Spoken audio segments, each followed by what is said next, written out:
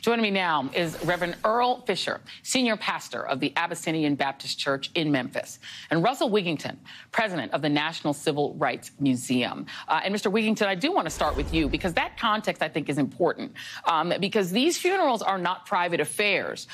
They go into the context of the Jimmy Lee Jacksons and those 4 little girls. Can you talk about why that is so important for the African-American community and for the civil rights movement? Absolutely. And you showed the funeral in Birmingham of the church bombing, and it's 60 years since that in 2023. And we're still having these kinds of conversations, these kinds of gut-wrenching moments in our community. And at the National Civil Rights Museum, we try to lift up all of these stories for the world to see, to learn from, to guide us, and to provide us a glimpse into our history that is so important for us to understand if we are going to remedy these acts of horror moving forward. Absolutely. And let me play a little bit of Vice President Kamala Harris. And the context for this is we got the program, Reverend Fisher, beforehand, and she was not on it as a speaker. She was as an attendee. But as a pastor will do, my brother, Reverend Sharpton, called her to the podium and asked her to speak. And she spoke. She spoke. Here she is. Mothers around the world, when their babies are born, pray to God when they hold that child that that body and that life will be safe for the rest of his life. And with this, I will say, this violent act was not in pursuit of public safety, because one must ask, was not it in the interest of keeping the public safe that Tyre Nichols would be with us here today? That is the most powerful Black woman in the history of the United States, Reverend Fisher. What did it mean to the community in Memphis that she was there and did that today? Well, thank you, Joy, for having me. And I think her presence was powerful. I think her words were provocative and true.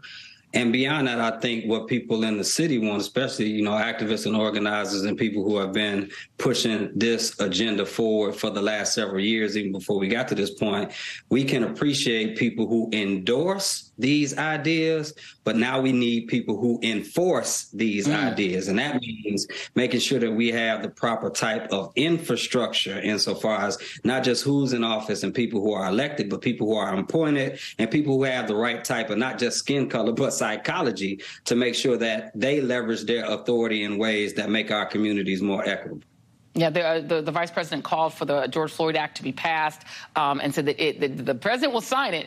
It just needs to be passed. Mr. Wigginton, I do want to add that some of the other people who were there were people who've gone through this pain themselves. Both of them, John's sister, Alyssa Finley, was there. Eric Garner's mom, Gwen Carr, who many people have come to know. Breonna Taylor's mom, Tamika Palmer, was also there. Philonise Floyd, George Floyd's brother, was there. What did it mean to have that collection of people who have grieved in this exact same way be a part of this? Symbolically, what did that mean?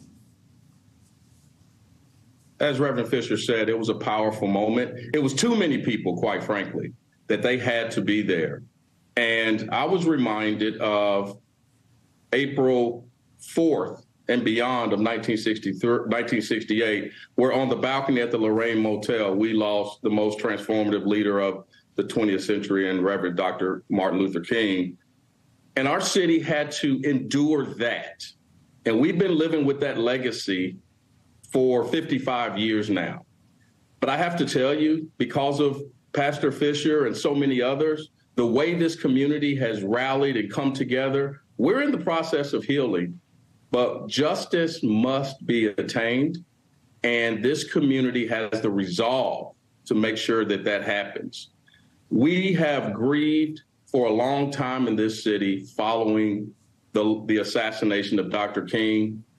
And now here we are today, February the 1st, lifting up the legacy of Tyre Nichols and his family, who has been so brave and so resolute in a peaceful solution and justice for their son.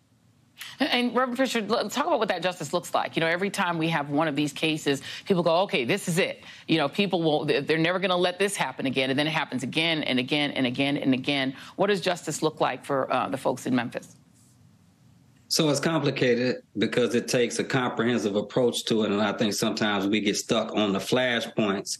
And so we do push in certain areas, but maybe not on all of the proper buttons at the same time. So there are several demands that activists and organizers have made on behalf of the family. Some of what it looks like is stop pretextual traffic stops, stop predictive policing. And back to my first point, enforce some of the 8 can't wait. You claim to be endorsing and you claim to be on the side of it. So it's a lot of things in terms of comprehensive approaches. And I'll say this lastly. I've seen too often, Sister Joy, people put more pressure on activists and organizers to come up with the solutions than we do to people who have been elected to office, appointed to office, and employed to do it. If they did their job, then we wouldn't have to keep protesting. If they did their job, we wouldn't have to come up with so many creative ways to engage the public and raise their consciousness. So again, comprehensive solutions to this, and we know it's not overnight, but we have to keep pushing as we have been pushing. So every time we do that, we're doing that to honor Tyre and the life of everybody else who was represented there today. And not just because you're a pastor, you're going to get an amen. Reverend Earle Fisher, thank you very much. Russell Wigginton, thank you very much. Still ahead.